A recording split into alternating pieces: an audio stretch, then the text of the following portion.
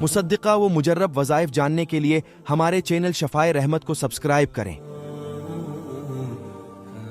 سوال ہے کہ جناتی اثرات دور کرنے کا عمل بتائیں۔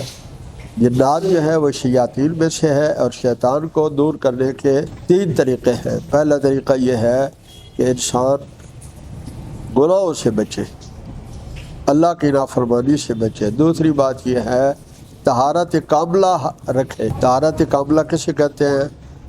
ظاہری گناہوں سے بھی بچے، سوچ کے گناہوں سے بھی بچے، آنکھ اور کانوں کے گناہوں سے بھی بچے،